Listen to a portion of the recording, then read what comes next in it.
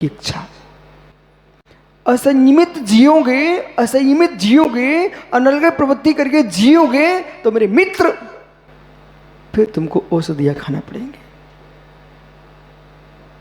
जो समय पर जगता है, सुनो बेटा, जिसको जगने का समय नियत है, जिसका सोने का समय नियत है, जिसका भोजन का समय नियत है, जिसका घूमने का समय नियत है, जिसको प्रभु भक्ति का समय नियत है, अध्ययन का समय नियत है, प्रत्येक कार्य को अपने समय पर करता है, वो व्यक्ति बीमार नहीं हो सकता। कोई वैद्य यहां दवाइयां खिलाते हो मात्र यमराज, दवाइयां खिलाते हो मात्र यमराज। अहो वैद्य जी, तुम बन जाओ देवता, इन्हें दवाइयां कम खिलाओ, इन्हें जीवन में स्वयं का जीवन श्रेष्ठ जीना सिखाओ।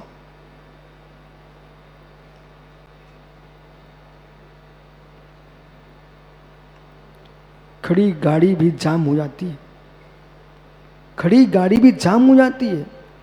अब तुम लगा रहे तेल पर तेल डाल रहे हो उसके अंदर। ये मित्र, चलाते रहते तो ये क्यों तेल डालना पड़ता?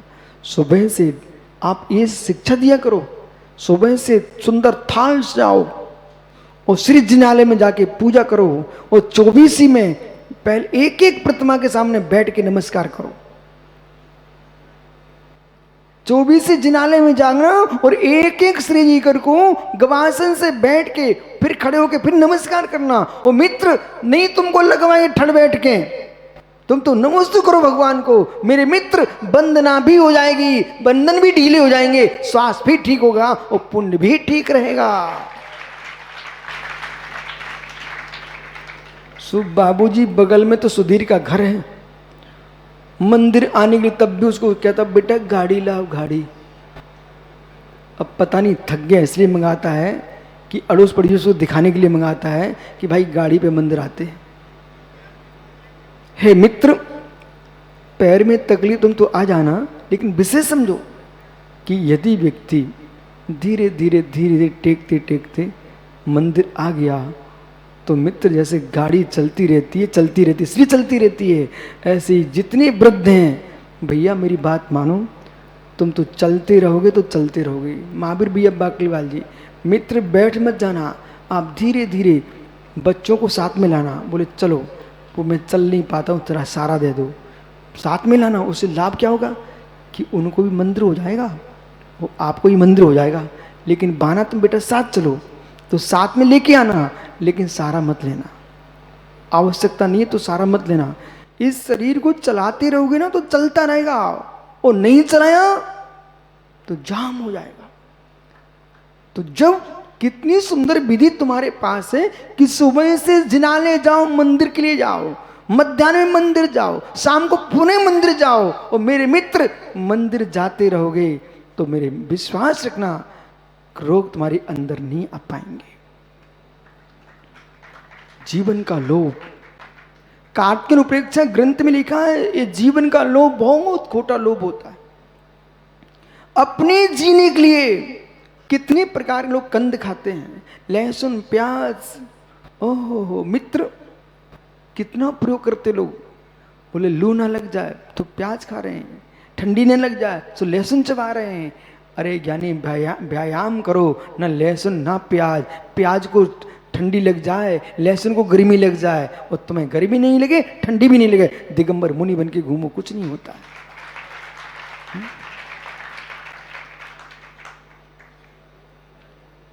जितने डक्के चलोगे, जितने डक्के चलोगे, जितने डक्के चलोगे, बिराजो भैया बिराजो, जितने डक्के चलोगे उतने कमजोर बनोगे।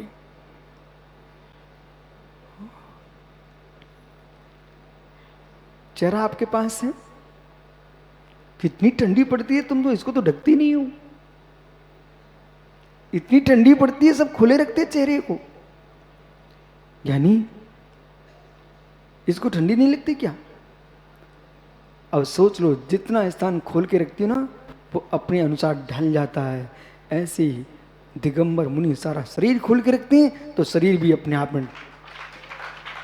कभी कभी मैंने देखा, मालूम क्या देखा, कि लोग अपने घरों से देखते हैं, वो मुर्जाज रोड पे जा रहे हैं, पाला पड़ रहा है, कोहरा छाया हुआ है, बिहार चल रहा है, बड़े बड़े लोग देख रहे हैं, ये क्या कौन जा रहे हैं?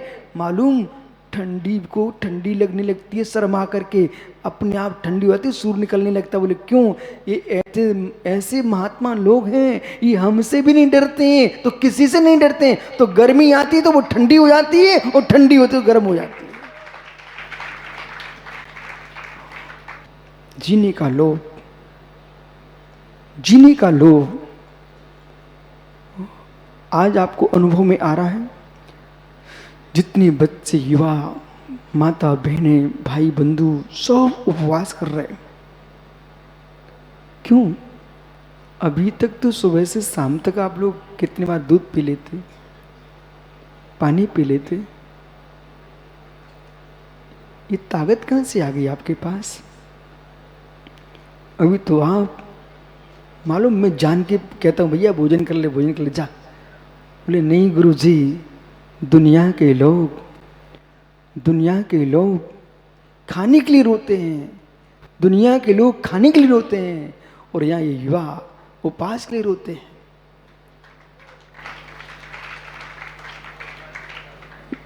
मित्र कहेंगे तुम्हारा पुत्र निमित्त, पिता मना रहा, बेटर घर में कोई कमी नहीं है, खा लो खा लो। सुनो महावीर भैया पाटनी जी, दुनिया के पिताओं से कह देना, सुख में भी कहीं व्रत की अवहेलना मत कर देना। ए मित्र, तुम रविवार की कथा पढ़ लेना एक बार। सेठानी गई मुरजाज के पास और व्रत लेके आ गई। बेटा केवल जब मुरजाज के पास सेठानी जाके व्रत का उपवास लेके आ गई, अब सेठ था पापड़ी बाल जैसा धनपति आदमी, वो मुस्कुरा के कहता है, और पागल क्या करके आ गई हूं? बोले स्वामी मैं व्रत लेके आई हूं, व्रत करूंगी, पारस्पर की पूजा करूंगी। बोले तू कैसी पगली है, मेरे जैसा धनपति सेठ मिला तुझे पति, क्या खाने को घर में रोटियां नहीं है? भरपेट खाओ। ये व्रत बे करें जो घास खोद सिर पे रखें। ओ, बड़ा पैसे का अहंकार था, भैया आप ऐसा नहीं करना है। तो मालूम पापड़ी बाल जी, जब सेठ ने ऐसा बोला कि ये व्रत बेक रहे, घास को सिर पे रखें, काला जी बेटा ऐसे दुनिया में बहुत लोग हैं, बहुत लोग हैं। कभी युवा मुनियों को देख उनके मन में भाव आता है, बोले क्या कमाने की उम्र थी, खाने की उम्र थी, जीवन में ऐसा का जीवन जीते, कहाँ ये नंगे होके घूमने लग गए। बेटा कभी स्वप्न में ऐसा मत सोचना, स्वप्न मत सोचना, कभी मत सोच लेना। मैंने अभी थोड़ी देर पहले कहा था, भोजन भी अच्छे से ढंग से पुण्यात्मा कर पाता है। पापी लोगों को भोजन मिलना तो दुर्लभ है, उनको मिल भी जाए तो करना नहीं जानते। ऐसे ऐसे लोग हैं बेटा केवल भोजन करने वाले, जिनके बगल में लोग भोजन करना नहीं बैठते, जिसकी पांचों अंगुलियां अंदर जाए फिर बाहर आए, और फिर पांचों अंदर जाए फिर बाहर जाए, फिर अंगुलियां चूस चूस के गए, और तुम साथ में बैठे खीर खाने के लिए, उसी में काला खाने लगा, और मेरे मित्र तुम दोनों ही काला हो, वो भी काला है। सुन बेटा, दोनों काला खाने बैठे, और पांचों अंदर पांचों बाहर, पांचों अंदर, और खीर खा रहे थे। मित्र अब बोल, तेरी लार का वो स्वाद ले और उसकी लार का तुम स्वाद लो। इसलिए मुरझास किसी की लार नहीं लेते हैं, अपनी पानी पात दिगंबरा। बालक, अब सेठ जी ने तो बोल दिया, ये व्रत बेक रहे, घास खोद सिर पर। ओहो, 56 करोड़ दीनार का स्वामी, जिसके घर पे ध्वजाएं लहराती थी। माता अपने स्वामियों से कह देना घर जाके, मत सोचो ऐसा हम कमाते हैं। तुम पैसा कमा सकते हो सकता तुम्हारी धर्म पत्नी व्रत संयम का पालन कर रही है, उसके पुण्य से तुम्हारे घर में पैसा टपक रहा हो।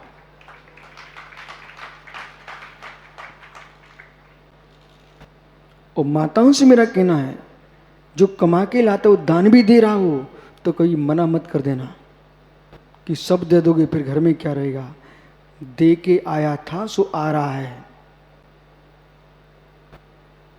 दे के आया था, सो आ रहा है, तुम नहीं देने दोगे, आना बंद हो जाएगा।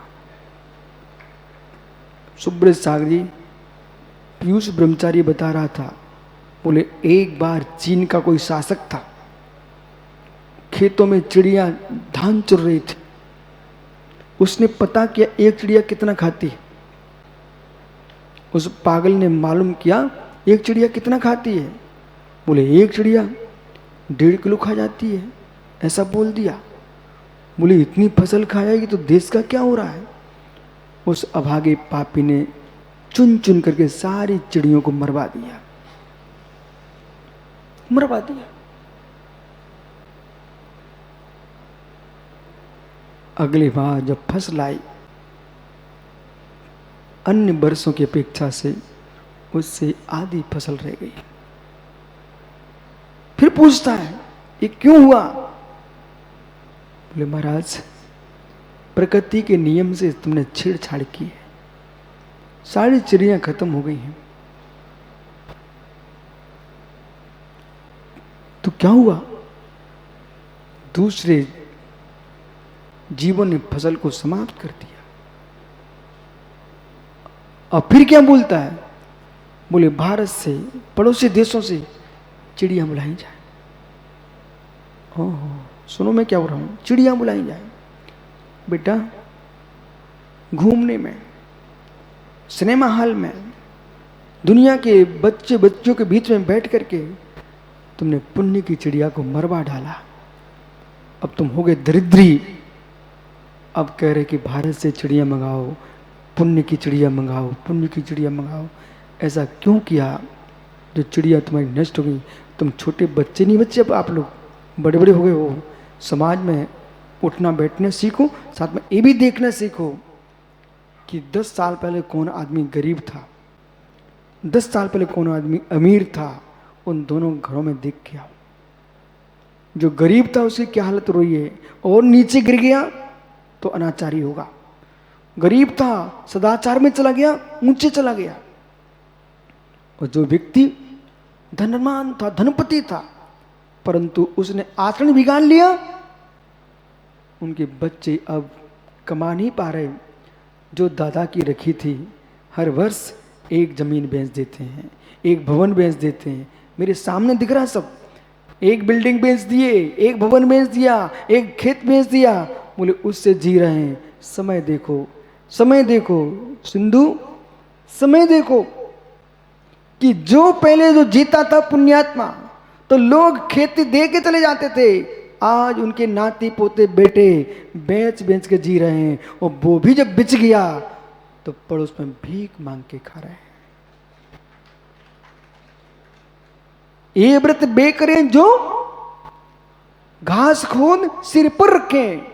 अब चाहे सिंध आराध्य सागर हो, चाहे संयत हो, चाहे मेरे मित्र अनुत्तर हो, ये मुरझाए तपस्या कर रहे हैं। तुम ऐसा भी बोल सकते हो, क्या कैसे भूखे मर रहे महाराज, ऐसे ही बोल सकते धन्य हो। जैनियों के साधु होने पर भी सबको 56 प्रकार के भोजन की थालियां दिखती हों, तब भी योगी आहार करने नहीं जा रहे हैं। आपकी साधना को धन्य। एक सोच रहा है, इतने पढ़े लिखे बच्चे बैठे महाराज बन गए, एक एक को कंप्यूटर पकड़ा दिया जाता तो कितना काम कर लेते, देश का उद्धार होता। पर मित्र, तुमको पता होना चाहिए, यदि एक मुनिराज ने एक श्रावक को जीवन पर्यंत के लिए गुटखा छिड़वा दिया, तो केवल एक गुटखे की पुड़िया कितने की आती है? बहुत अच्छा बेटा, इसकी पीठ ठोक देना काला। बस बेटा, मैं यही सुनना चाहता था, तुझे पता नहीं है कितने की आती है, इसका मतलब तुम खाता नहीं है। ऐसा तो नहीं है कि दूसरे की खाता हो, ठीक है, मानना पड़ेगा निर्मल काला के वंश का है। बालक काला भिंड एक पुड़िया कितने की आती है? अब तुम बताओगे भी नहीं। अच्छा, अब किससे पूछना पड़ेगा? हाँ छोटू भाई, इसका मतलब तुम छोड़ नहीं पा रहे हो। अब सोचिए 40 रुपए की एक पुड़िया आती है और एक दिन में कितनी पुड़िया खा लेता भाई? 5। जब 5 पुड़िया एक दिन में खाते सोनू, और जब 5 पुड़िया और क्या क्या चला वो मुझे तो मालूम ही नहीं है कितने प्रकार की। कुछ लोग तो बड़े कहते हैं मैं गुटखा नहीं खाता हूं, तो क्या खाते हैं? अष्टगंधा। कौन सा गंधा बोलते हैं? क्या गंधा? रजनीगंधा। नाम बड़ा सुंदर रखा रजनीगंधा। अरे गंधे नरक में जाओगे, गंदे नरक में छोड़ दो रजनीगंधा। अब सोचिए बालक, एक रजनीगंधा कितने का आता है? मनोज भैया, एक रजनीगंधा कितने का आता है? अब बताएगा नहीं कोई भी, बोले केबल का नाम आ गया ना इसलिए हैं। 60 का। ओहो, 300 रुपए का। मित्र, मतलब तुमको सब मालूम है। अब बताओ छोटू, श्री तुम्हारे से क्यों नहीं रूठ के भगेगी? यानी अब माना कि एक मुनिराज ने एक बालक को नियम दिला दिया, बेटा गुटखा नहीं खाना, रजनीगंधा नहीं खाना, ऐसा नियम तुमने ले लिया तो एक उसका जीवन 100 वर्ष का है। तो एक पुड़िया 60 रुपए की, एक पुड़िया 300 रुपए की, और ये मित्र जैसे 5 पुड़िया रोज खा रहा है, ऐसे आदमी ने गुटखा छोड़ दिया और 100 वर्ष की उम्र है। सोनू लगाओ गणित, कितने पैसे बचेंगे?